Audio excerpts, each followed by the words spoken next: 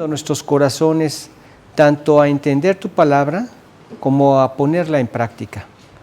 Es la oración que te hacemos a través de Cristo Jesús. Amén. ¿Sí está bien? Ahí estamos. Bueno.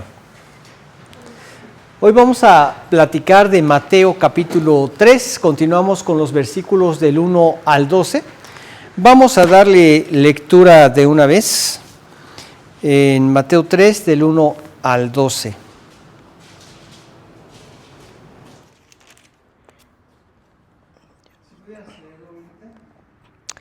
En aquellos días vino Juan el Bautista predicando en el desierto de Judea y diciendo: arrepentíos porque el reino de los cielos se ha acercado.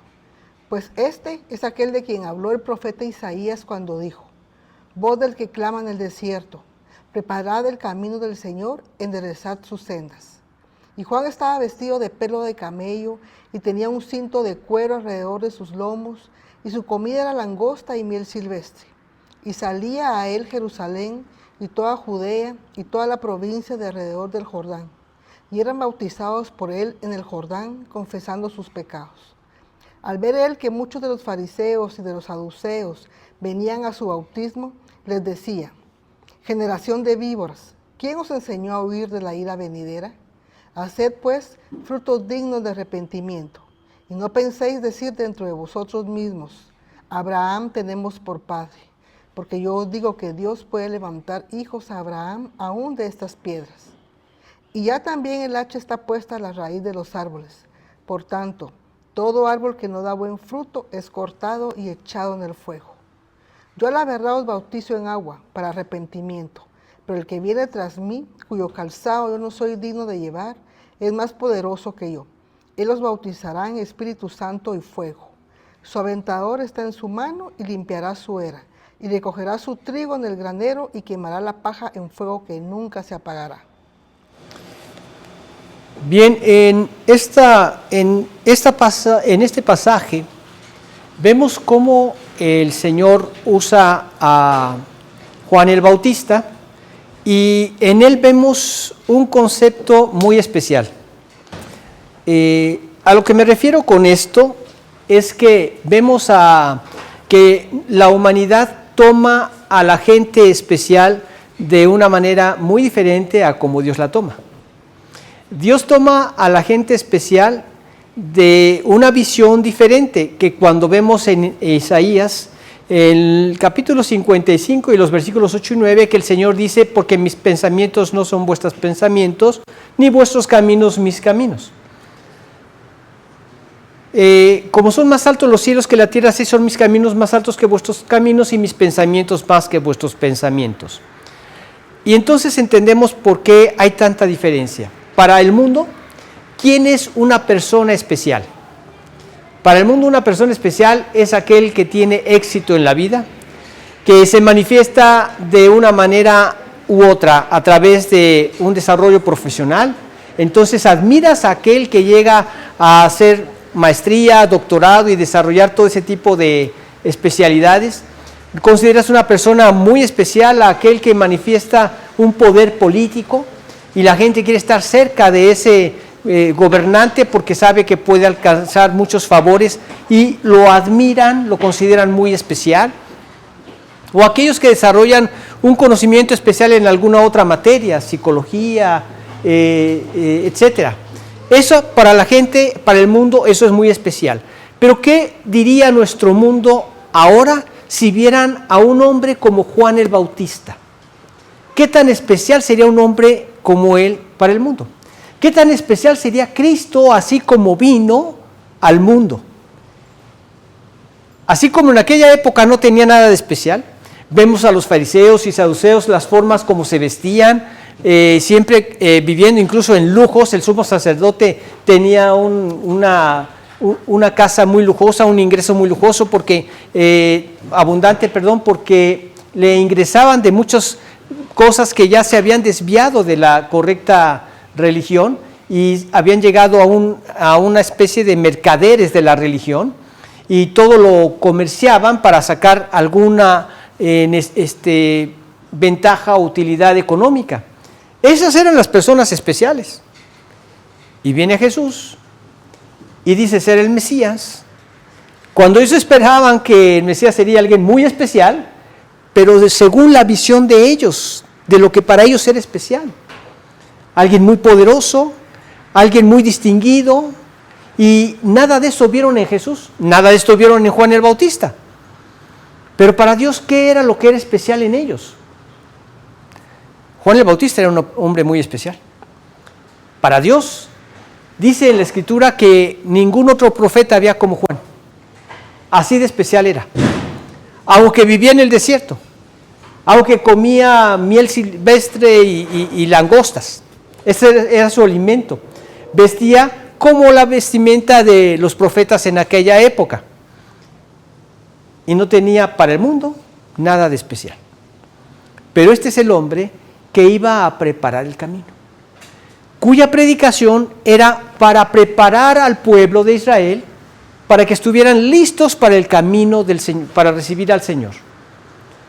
Entendemos entonces que también necesitamos una predicación nosotros en la actualidad como la de Juan.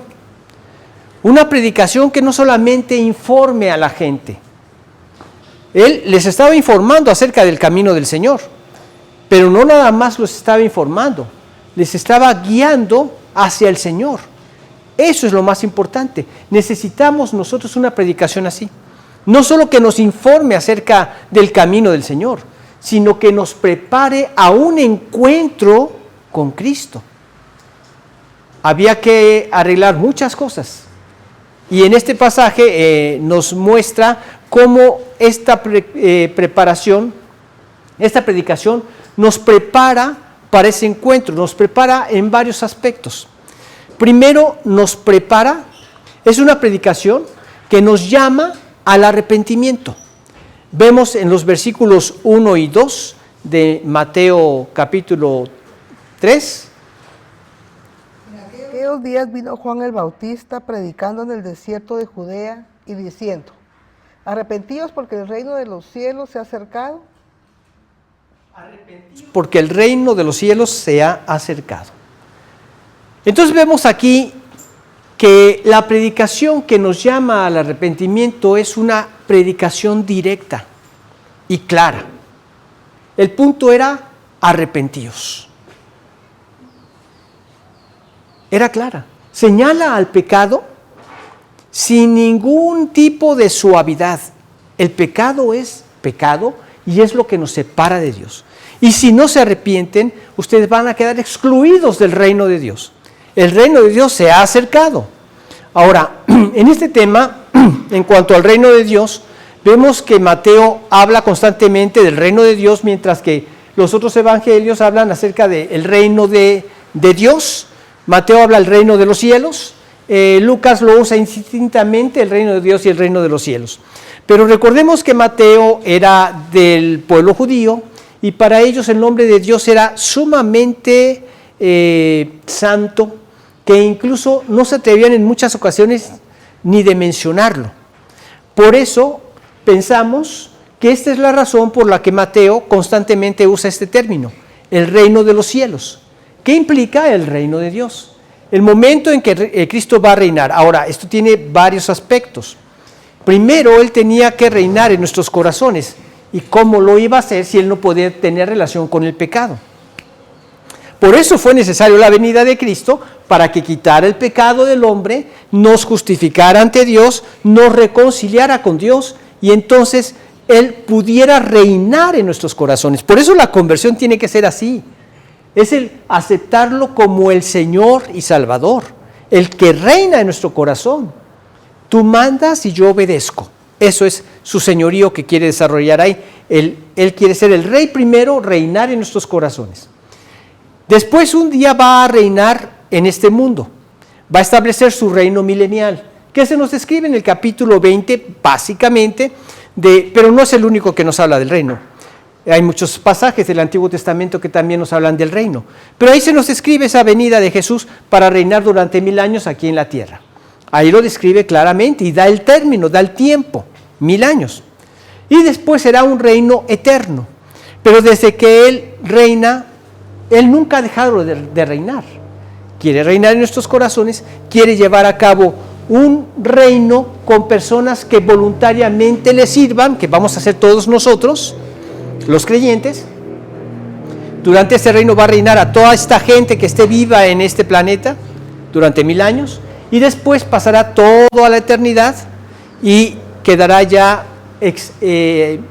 extirpado el pecado, porque allá en el cielo ya eso no existió. Por el pecado entró la muerte, el llanto, el clamor y el dolor, como dice en el capítulo 21 de Apocalipsis, pero allá ya no habrá muerte, ni habrá más llanto, ni clamor, ni dolor, porque las primeras cosas pasaron. Todo esto que genera el pecado ya pasó. Es en lo que va a reinar. Pero aquí Juan está primero haciendo el énfasis en lo que hay que enfrentar. Nos llama a un arrepentimiento. Y el arrepentimiento, la palabra de Dios se asume en los términos de nosotros como seres humanos, como seres racionales. Tenemos que efectuar u obrar en un arrepentimiento que contemple todas las áreas que nos distingue como seres racionales. Como hemos comentado, Dios nos hizo a su imagen y semejanza. En el aspecto racional tenemos intelecto, emociones y voluntad. Y en el aspecto moral nos hizo perfectamente santos y sin pecado, ¿sí? Así nos hizo. El problema fue cuando entró el pecado, esa parte moral se arruinó. Pero la otra, seguimos siendo seres racionales con intelecto, emociones y voluntad. Ahora, en este sentido tiene que obrar u operar el arrepentimiento. En el intelecto, en las emociones y en la voluntad. Si leemos ahí en Isaías 55, 7, don Pedrito, no sé si pueda tomar un micrófono que tiene Olguita. Gracias.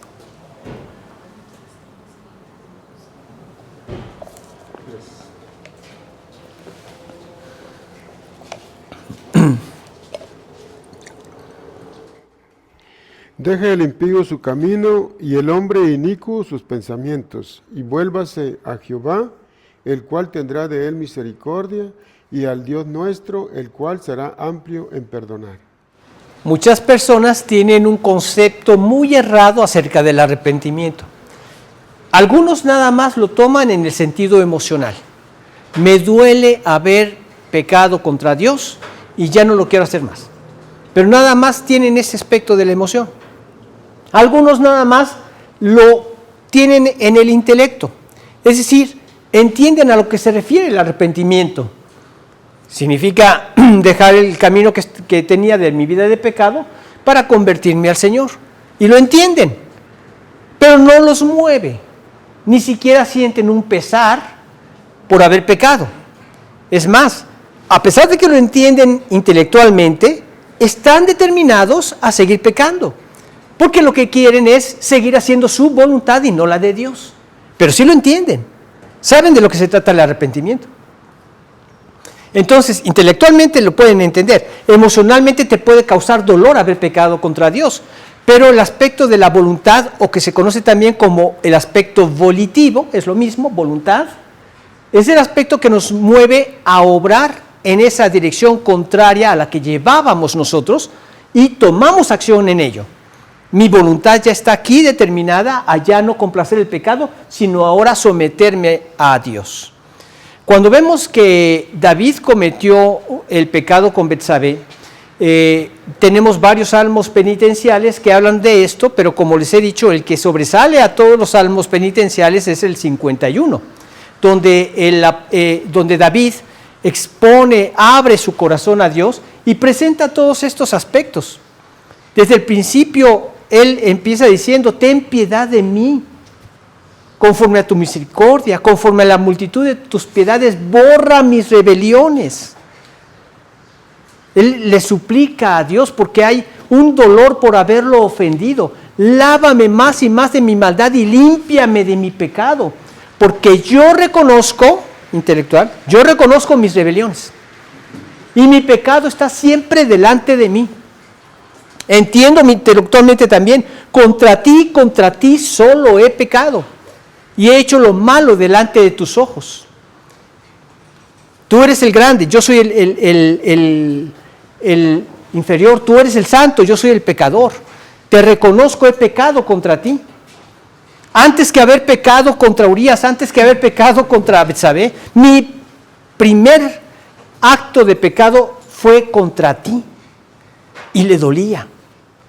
Y entonces él entendía intelectualmente y emocionalmente se dolía. Pero después, crea en mí, Dios, un corazón nuevo.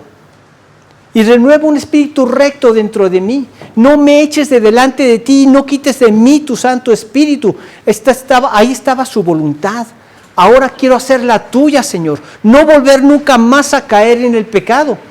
Y entonces en todo este Salmo 51 vemos estos tres aspectos del ser racional que somos, intelecto, emociones y voluntad, en el aspecto del arrepentimiento. Esto, créanme, es crucial. Donde yo he notado que personas que dicen que son salvas y realmente no lo son, pero que viven en ese engaño, es porque no han querido poner en práctica estos tres aspectos.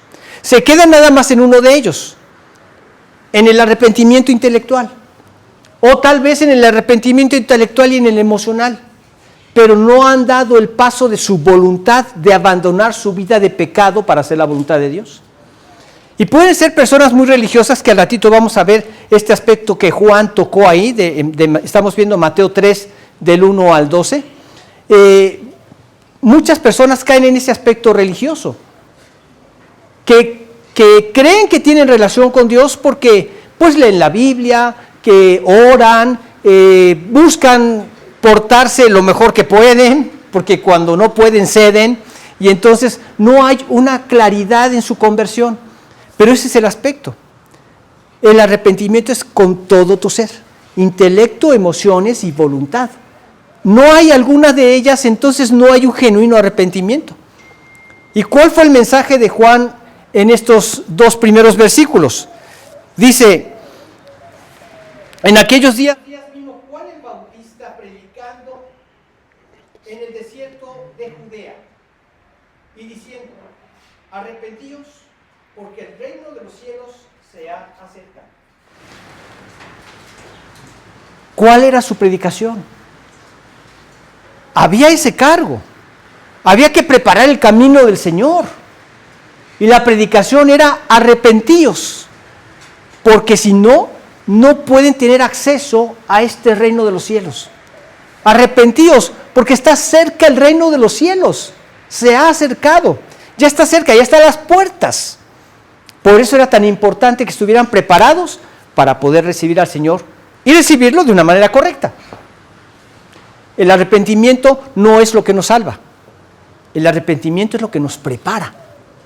¿Sí quedamos claros? La salvación es por fe en Cristo Jesús. Pero el arrepentimiento prepara el camino para recibir esta salvación por fe en Cristo Jesús. Porque si yo estoy determinado a seguir haciendo de mi vida lo que me viene en gana, a ceder al pecado cada vez que se me antoja, entonces Él no puede entrar. No ha sido abierta la puerta. Mi voluntad no puede ser violada. ¿En dónde está entonces mi voluntad? Arrepentíos, porque el reino de los cielos se ha acercado. Abandono ese camino que tenía, ese camino equivocado, para convertirme al Señor, al camino correcto. Por eso es que vemos que el mensaje es directo y es claro. Podía haberle dicho otras cosas, pero Él les dijo, el reino está cerca. Y la gente le creía. Y venían a Él de todas estas partes, de todas estas regiones que estaban cercanas a ese desierto. Y venían a escucharlo voluntariamente. Y entonces, sabiendo que venía gente y que venían religiosos, tenía que ser muy claro en el mensaje. Les decía, tú tienes 2 túnicas, pues vende una y comparte con el que no tiene. Y les decía lo que tenían que hacer, una transformación del corazón que los llevara a vivir en el amor de unos por otros. Ahora, lo que Cristo predicó no era diferente. Lo que hizo diferente fue la presencia de Dios en nuestros corazones, que nos permite voluntariamente vivir en esos términos de lo que Dios es. Dios es amor. En esos términos nos permite vivir el Espíritu que ahora mora en nosotros. Nos da la capacidad y fluye a través de nosotros en ese tipo de acciones. Pero era importante esto, ser directos. Y de una manera clara, sin ningún tipo de adornos, era el mensaje: arrepiéntanse, hay pecado, abandonen ese camino, conviértanse al Señor. Es que el arrepentimiento, este llamado al arrepentimiento es un llamado a un cambio de mente, a un cambio del corazón, a un cambio de dirección, ¿sí? Ahora, en mi mente ya no voy a dar lugar a esa vida de pecado. Ahora hay un cambio. Me empiezo a llenar de Dios y de su palabra. Cada vez que nosotros memorizamos un versículo, cada vez que le decimos a alguno de nuestros hijos que memoricen un versículo, mira, no tienes idea del impacto que esto trae a la vida de nuestros hijos. La palabra de Dios es vida. Es viva y eficaz. Es vida. Recuerdo, tengo muchos testimonios, pero este me impresionó mucho. Yo ni siquiera era creyente.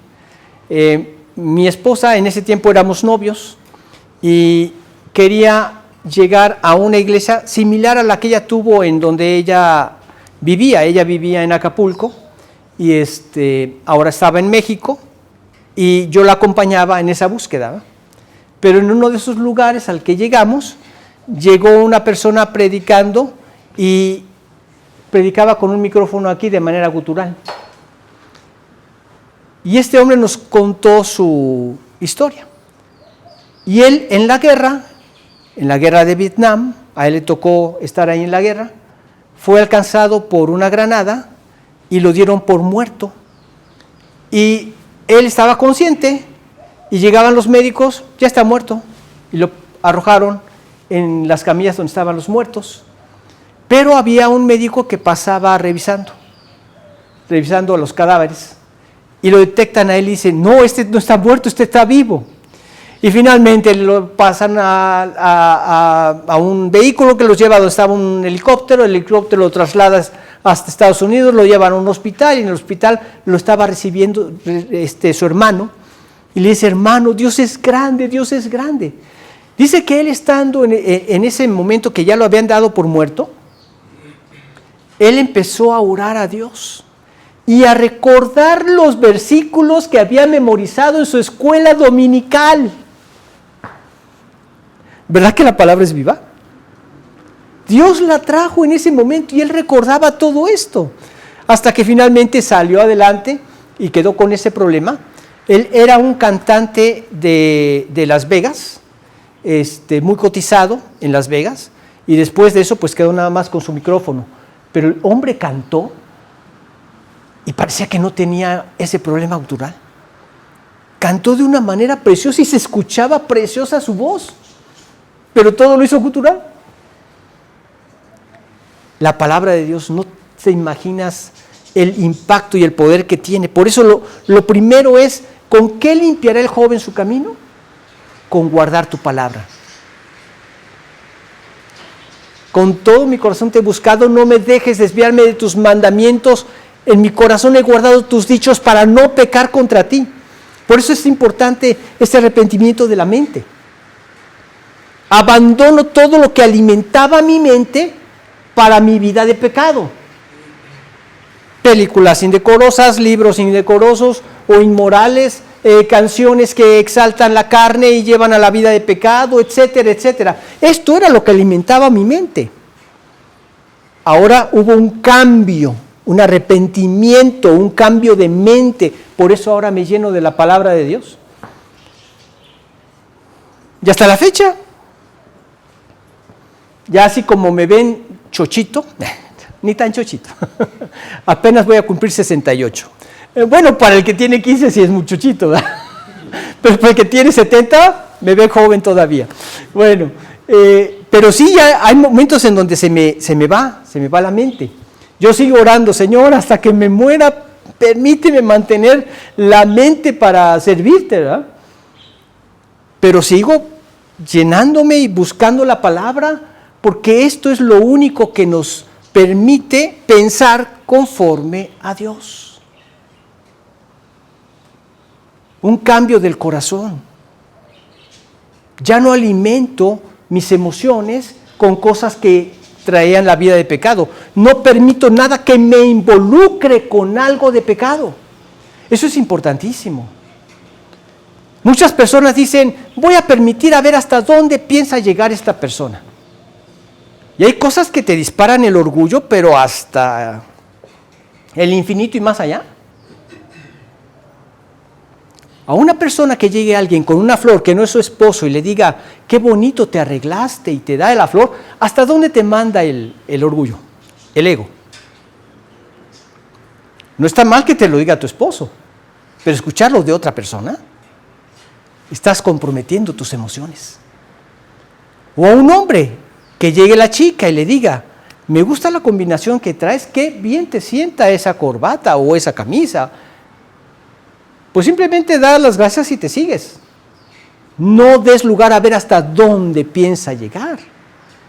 Controla tu corazón y manténlo donde debe estar. Señor, esto me distrajo, perdóname, lléname de ti. Que mi principal amor seas tú, Señor. Lo primordial en mi vida no sea mi ego, seas tú. Y Dios, ahí estás manifestando ese arrepentimiento y la voluntad, ¿verdad? Cambio completamente, un cambio de dirección. Por eso les digo, es un llamado a un cambio de mente, un cambio del corazón, un cambio de dirección. Deje el impío su camino, Isaías 55:7 leímos, y el hombre inicuo sus pensamientos, y vuélvase a Jehová, cambio de dirección, el cual tendrá de él misericordia, y al Dios nuestro, el cual será amplio en perdonar. Arrepentimiento y perdón por la sangre de Cristo que me da salvación. Ahora, no hay una preparación correcta si no hay un arrepentimiento. El Evangelio en sí no es solo algo para que traiga consuelo al hombre. El Evangelio siempre primero confronta, y confronta al hombre con su naturaleza que es pecaminosa. Lo confronta. Vamos a leer 2 versículos. Olguita, si fueras tan amable, Hechos 3:19 y don Pedro, Gálatas 5:24.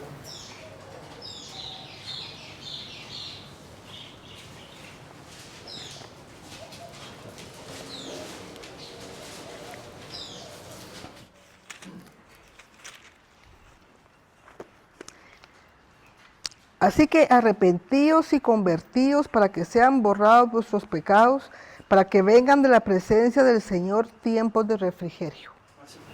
Es una confrontación. Vas en un camino equivocado. Vas en un camino que te conduce al juicio de Dios. Tienes que arrepentirte. Aquí habla de varios aspectos del bautismo más adelante, pero el bautismo en fuego es el juicio de Dios contra el que no se ha querido convertir. Hay que arrepentirse, ese es el enfrentamiento directo. Primero confronta y después trae el consuelo de su salvación. Leemos en Gálatas 5:24. Pero los que son de Cristo han crucificado la carne con sus pasiones y deseos. ¿Te das cuenta? No es solamente arrepiéntete y conviértete y empieza poco a poquito a abandonar el pecado y a ir obedeciendo poco a poquito. No, es una determinación del corazón. Se necesita una determinación del corazón. Se necesita una definición en el corazón. Un cambio.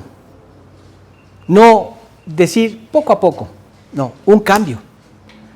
Yo estuve yendo muchos años a un hospital de alcohólicos y drogadictos donde los ayudaban a salir de esa crisis. No les iban dando poco a poco menos droga. Era cortada de un solo. Y les daban medicamentos porque esto trae una crisis al cuerpo, ¿verdad? Trae una crisis. Les daban medicamentos que suplían esa crisis hasta que finalmente salían de esa crisis y ya quedaban sanos. El pecado hay que abandonarlo, no hay que irlo dejando poco a poco. Si había inmoralidad sexual, no voy a decir, poco a poco voy a dejar, tenía 10 mujeres, ahora nada más tengo 9, dentro de un mes voy a tener 8. No, no funciona así. Abandonas la vida de pecado. Leyendo acerca de algunas falsas religiones, el Joseph Smith de los mormones llegó a tener 80 mujeres. 80 mujeres. ¿Cómo le hizo? Yo tengo una y no sé cómo hacerle. Ahora el 80. Terrible inmoralidad. Y tú dices, a pesar de eso, ¿cuánta gente lo sigue? Bueno, es que hubo ahí, se rodeó de gente, pistoleros, y luego el que lo siguió a él se los llevó a ¿dónde es? A Utah. Se los llevó a Utah, y ahí gente que estaban llegando a los Estados Unidos les ofrecía tierras, pero la condición era que se convirtieran en mormones, y así hasta la fecha son millones, ¿verdad? El pecado hay que entregarlo. Arrepentíos y convertíos. Entonces, ¿quieres recibir el consuelo de la salvación? Primero eres confrontado con el pecado y abandona ese pecado, porque la verdadera predicación no solamente es algo que nos dora la píldora, algo que nos medio enreda y en un cambio. No. La verdadera predicación es una transformación de la dirección de tu vida. Leemos en 2 Corintios 5:17. Olguita.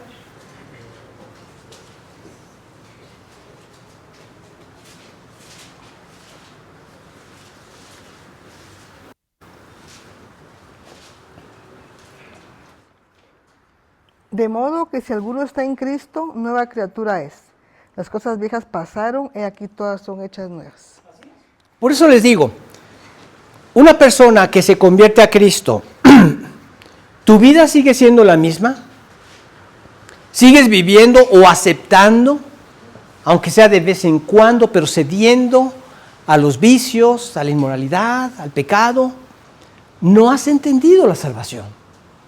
Y clama a Dios para que te permita entenderlo y ponerlo en práctica en tu vida. Ahora, ¿ya viste ese cambio? Ese abandono al estilo del pecado en el que estabas para ahora vivir en comunión con el Señor.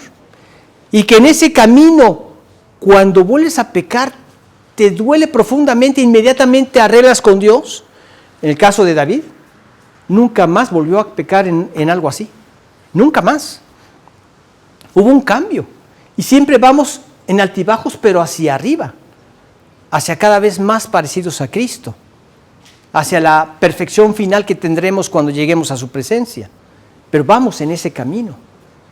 Entonces te das cuenta que tu corazón ha sido cambiado.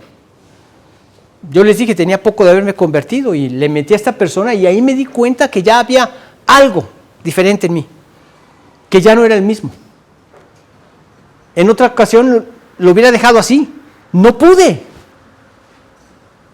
Había como una especie de fuego adentro de mí que me movió a irle a pedir perdón a la persona por haberle mentido.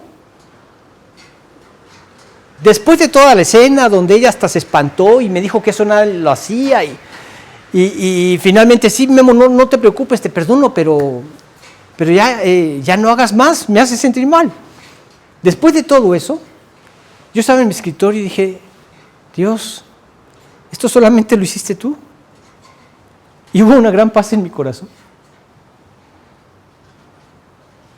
De modo que si alguno está en Cristo, nueva criatura es. Las cosas viejas pasaron. He aquí todas son hechas nuevas. ¿Por qué son nuevas? En tu vida pasada no tenías al Espíritu de Dios.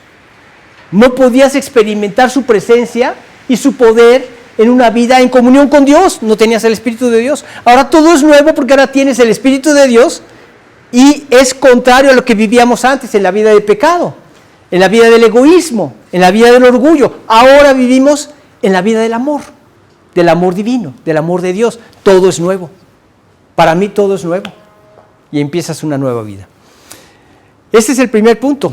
Es una predicación que llama al arrepentimiento, pero también es una predicación que prepara el corazón para Cristo.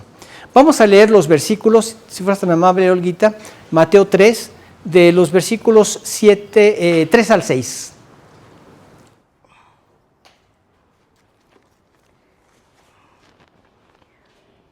Pues este es aquel de quien habló el profeta Isaías cuando dijo: voz del que clama en el desierto, preparad el camino del Señor, enderezad sus sendas.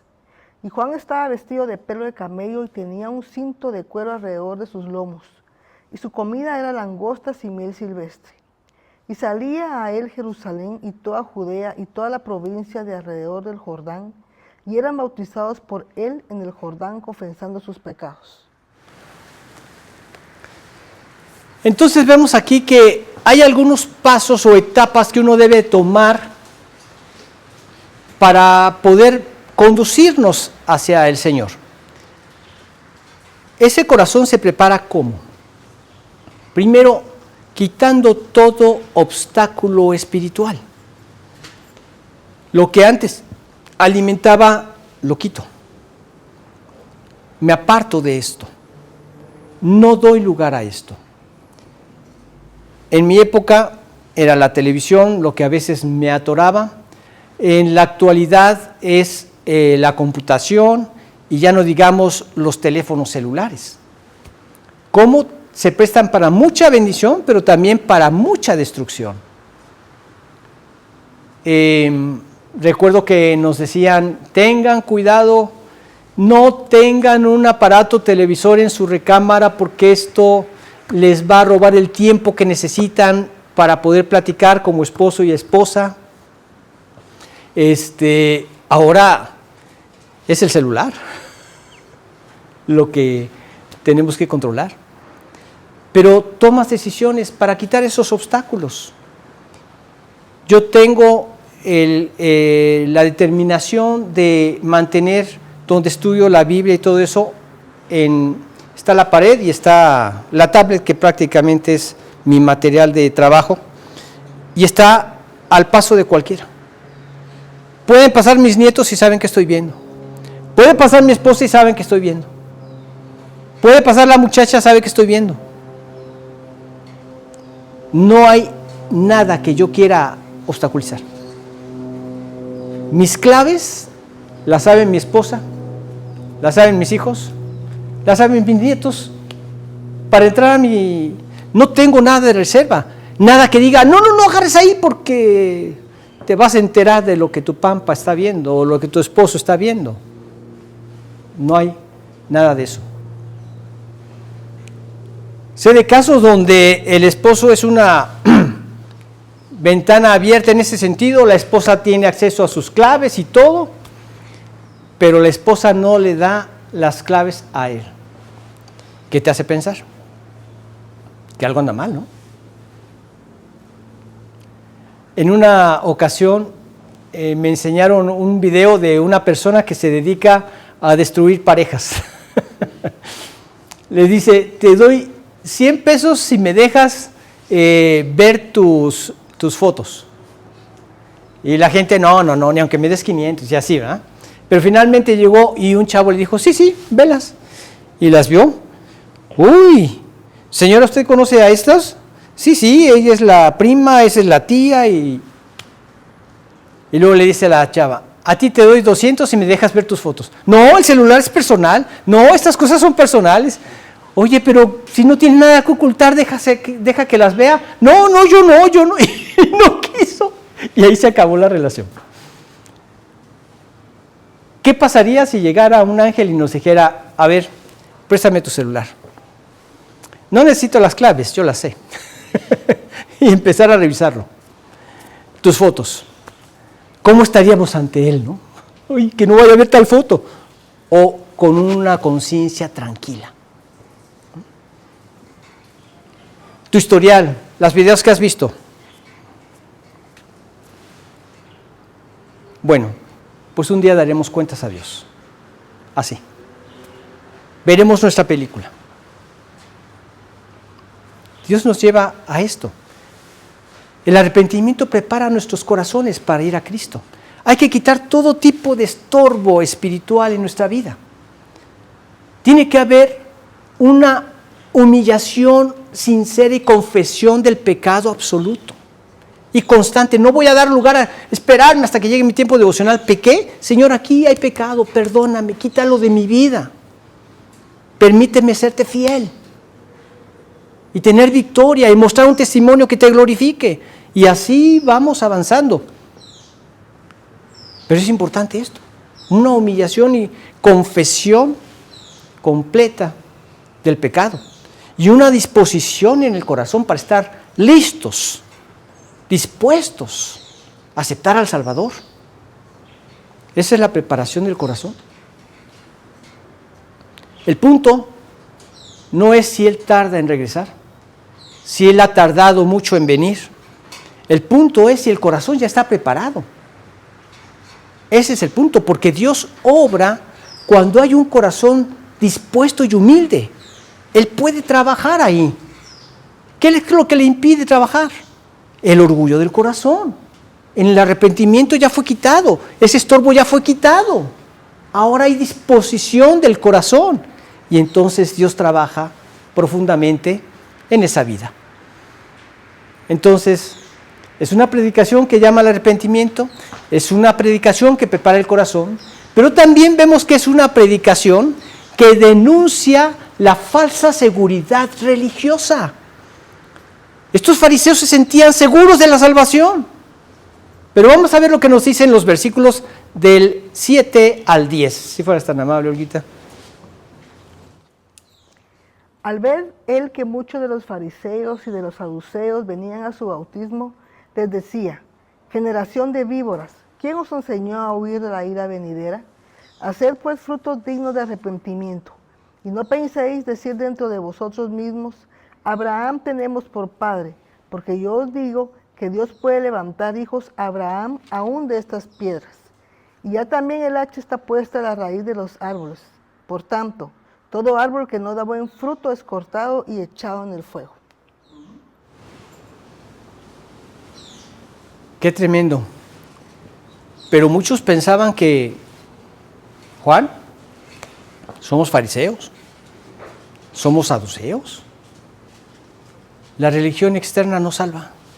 Como les decía hace un momento, si nada más el arrepentimiento está en la mente o quizá en la emoción, pero no en la voluntad, en ese cambio de dirección. Puedes leer la Biblia, puedes orar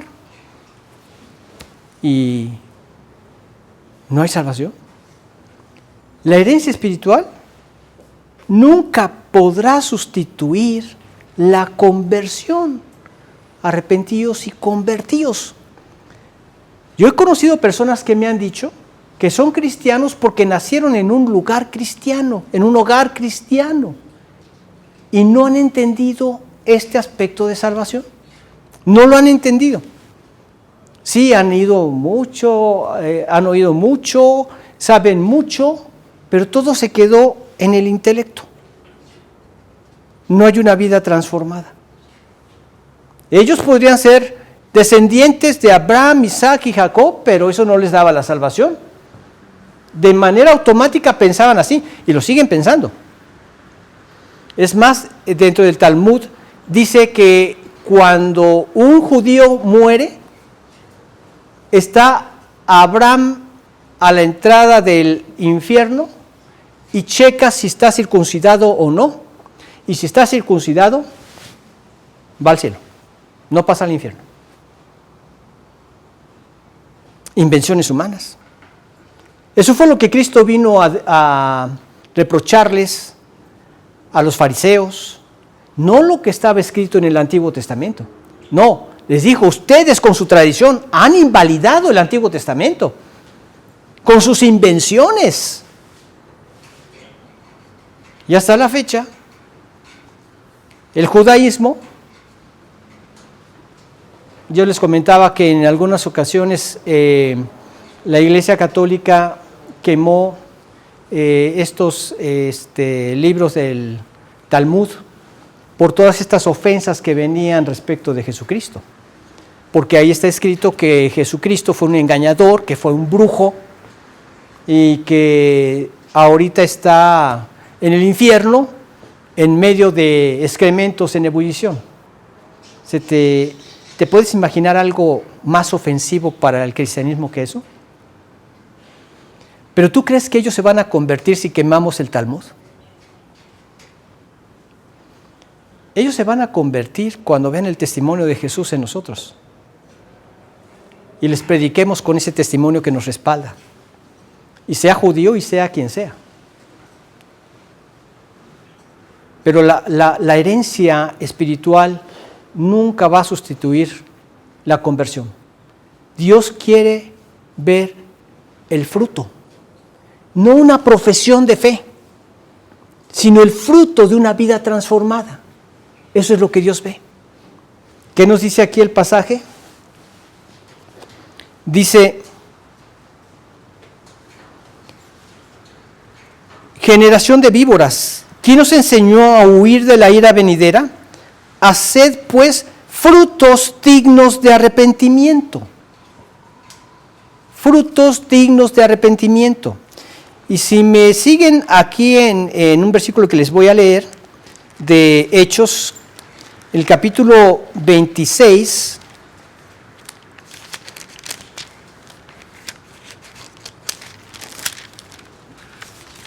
dice: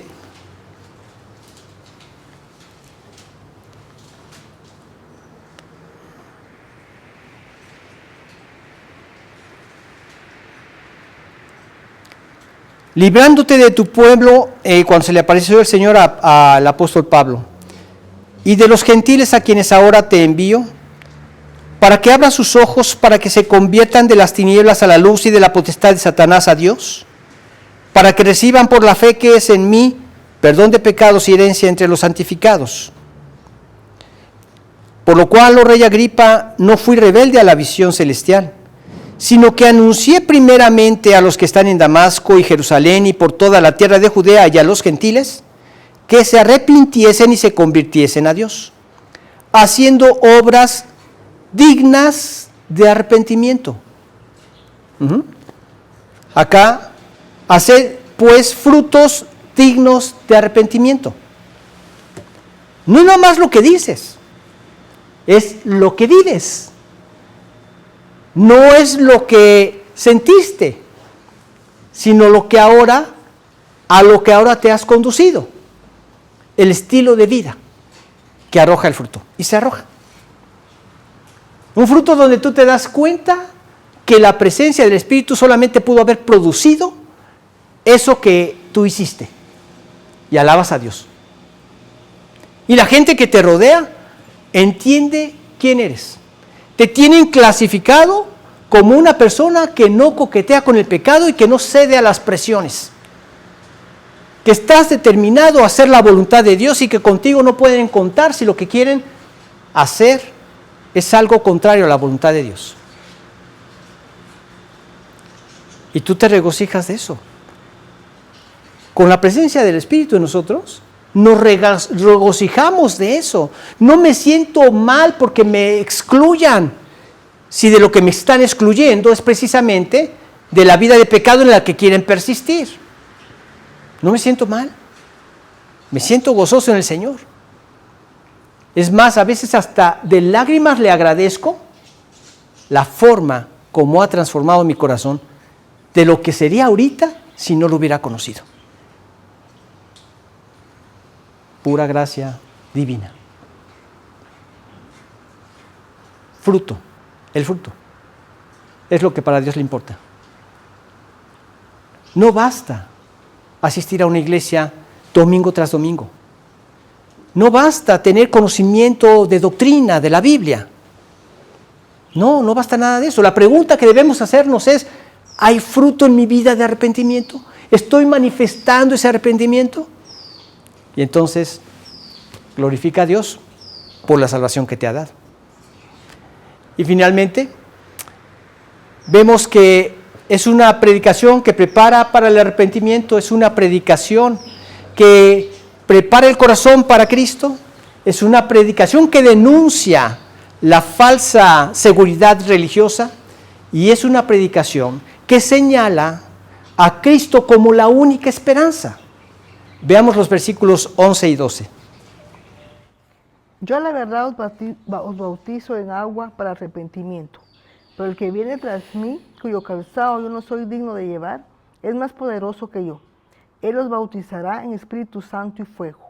Su aventador está en su mano y limpiará su era, y recogerá su trigo en el granero y quemará la paja en fuego que nunca se apagará. Fíjense, la predicación se centra en Cristo, no en el que predica. Dice el versículo, yo a la verdad os bautizo con agua para arrepentimiento, pero el que viene tras mí, cuyo calzado yo no soy digno de llevar, es más poderoso que yo. Él os bautizará en Espíritu Santo y fuego. Este versículo nos habla de varios aspectos del bautizo. Yo a la verdad os bautizo en agua para arrepentimiento. Este era el bautizo de Juan. Un bautizo en agua para arrepentimiento. ¿De qué difiere este bautizo del bautizo cristiano? En el bautizo cristiano nosotros nos identificamos con Cristo en su muerte, sepultura y resurrección. Ahí nos identificamos con Cristo. Y manifiestas esa muerte al morir a ti mismo cuando eres sumergido en el agua. Y sales a una vida nueva en el poder de Dios para vivir la vida en Cristo, o Cristo vivir tu vida. Dice entonces, yo a la verdad os bautizo en agua para arrepentimiento, pero el que viene tras mí, cuyo calzado yo no soy digno de llevar, es más poderoso que yo. Él los bautizará, aquí habla de otro bautizo, en Espíritu Santo. Y Él los bautizará, acá habla de otro bautizo, en fuego. Cuando nosotros nos convertimos al Señor, somos sumergidos, inmersos en el Espíritu Santo. El Espíritu Santo entra a morar dentro de nosotros y nos llena. Su presencia nos llena. Y siempre se mantiene con nosotros. Ese es el Espíritu Santo, el bautismo en el Espíritu Santo. Y el bautismo en el fuego es para todos aquellos que rechazaron la salvación. En varias partes de este pasaje que estamos estudiando, se manifiesta el fuego como la consecuencia del rechazo de Cristo. Va a separar la paja y va a separar el trigo de la paja, y la paja va a ser arrojada al fuego. Es el juicio. Son aquellos que se han sumergido en el rechazo a Cristo y que van al infierno eterno. 3 tipos de bautizos se nos mencionan en este versículo. Y Juan busca exaltar a Cristo. No se busca exaltar a Él. ¿Por qué? Porque solamente Jesucristo puede transformar una vida. Hoy es el tiempo de que debemos transformar nuestros corazones y arrepentirnos y estar dispuestos a esperar al Señor. Porque el juicio está cerca. Es un hecho y está cerca. Más cerca de lo que nos imaginamos. Podríamos pensar, ya pasaron más de 2000 años y no ha venido el Señor. ¿Pero qué si mueres hoy? Al juicio. Creo que es el 9:27 de Hebreos, y de la manera que está establecido para los hombres, que mueran una sola vez y después de esto, el juicio. Más cerca de lo que nos imaginamos. Nunca se anuncia la muerte. Viene de manera inesperada. ¿Pero qué pasa cuando viene? Te viene los sobresalto, la adrenalina y ¡pum! Se acabó.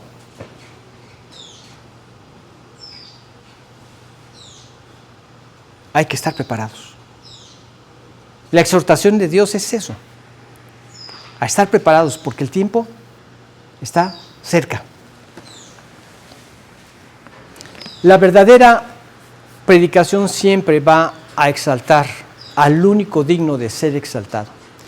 Y por eso la predicación que nos prepara siempre nos llama al arrepentimiento, prepara el corazón, desenmascara a la falsa religión y exalta a nuestro Señor Jesucristo. Realmente cuando en la antigüedad y también en la actualidad una gran personalidad o algún presidente de algún país va a llegar a algún lugar, tiene lo que se conoce como un equipo de avanzada. Estas personas llegan antes para preparar el camino, para quitar todo tipo de baches, todo tipo de suciedad, buscan que el camino esté limpio para cuando pase ese personaje y quitar cualquier tipo de estorbo. Así era lo que estaba haciendo Juan como precursor, preparando el camino del Señor, haciendo que lo alto se allanara, que lo bajo se llenara, para que estuviera el camino listo, preparado para salvación. Y así es como nosotros debemos estar. No preocupados porque ya tardó en su regreso, sino preocupados que ya está listo nuestro corazón, ya obramos en arrepentimiento, ya aceptamos su salvación. Cuando Él regrese, estaremos con Él para siempre. Eso es lo más importante que debemos meditar respecto de este pasaje. ¿Estamos listos? Gloria a Dios por eso. Regocíjate en esa bendición. Tus ojos han sido abiertos. Eres de los pocos bendecidos porque el camino de la perdición la puerta es ancha y muchos son los que entran por ella. Angosto el camino que lleva a la vida y pocos son los que la hallan. Por eso Lucas 13:34 dice, esforzaos a entrar por la puerta angosta. ¿Sí? Esforzaos. No significa que es fácil salvarse. No, necesitas esforzarte. Arrepiéntete y conviértete. Vamos a hacer una oración para terminar. Padre, cuántas gracias te damos por la forma como tú guiaste a Juan el Bautista a preparar el camino del Señor. Todas estas enseñanzas que nos permitiste ver ahora, realmente nos llevan a valorar todo lo que significó esa salvación y ese trabajo tuyo a través de tu Espíritu en nuestras vidas y en la vida de cada persona que ya ha aceptado tu gloriosa salvación en Cristo Jesús. Pero también, Señor, nos abre el entendimiento para poder compartir con aquellos que aún no han entendido tu salvación, que quizá están en algún grupo religioso o que no se pierden una predicación, pero no han entendido este arrepentimiento de manera correcta.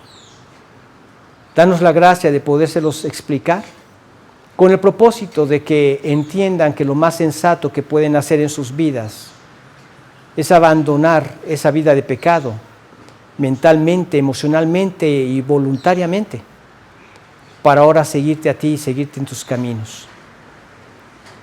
Padre, gracias por este hermoso día que nos das.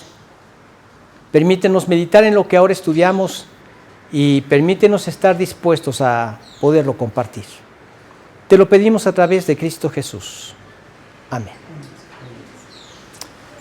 Muy bien, pues entonces, si Dios quiere, seguimos el próximo domingo estudiando este precioso evangelio según San Mateo, donde él como judío quería dejar en claro quién era Cristo. Y Él es el Rey. Que Dios los bendiga y nos vemos el próximo domingo. El sábado 14 hay algo Sí, gracias por recordar. Sí. Aparece compañerismo matrimonios, sábado 14 a las de 7 a 9. Sí, nos gustaría tener un compañerismo como matrimonios. Teníamos planeado el que fuéramos a un boliche y pudiéramos compartir.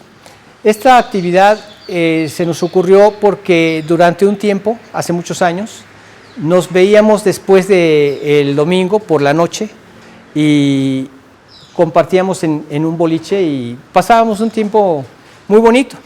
Es un ambiente que se presta para eso. Y lo dejamos de hacer porque en aquel tiempo, en el boliche, hubo unas personas que se pusieron a apostar y se puso la cosa muy fea. Entonces, muchos que apostábamos nos jaló y... No es cierto, no llegamos a eso, gracias a Dios. Pero sí, casi que querían agarrarse a golpes y demás. Entonces ya no lo hicimos, pero era un bowl que estaba muy expuesto a la calle. Pensábamos en un lugar que está en un centro comercial y se puede pasar un tiempo muy bonito. Hay uno que está en Oakland Mall, me dicen que también hay otro en otro lugar, ese no lo conozco, pero el de Oakland Mall está dentro del centro comercial y está muy seguro. Entonces, ahí para que nos puedan confirmar durante la semana y así ya sabemos y poderlo apartar, porque hay que apartarlo, se llena mucho. Entonces, poderlo apartar y más en esas fechas del amor y la amistad, yo creo que más de uno quiere ir a jugar boliche, entonces para poder asistir. ¿Sería para este sábado? Es la idea del sábado de 7 a... 14 dice de 7 a 9. De 7 a 9. De 7 a 9. ¿Ok? Entonces, si nos acompañan, vayan haciendo un poco de ejercicio, vayan moviendo los brazos para poderse divertir. Bueno, que el Señor los bendiga y que tengan un excelente domingo. Muchas gracias.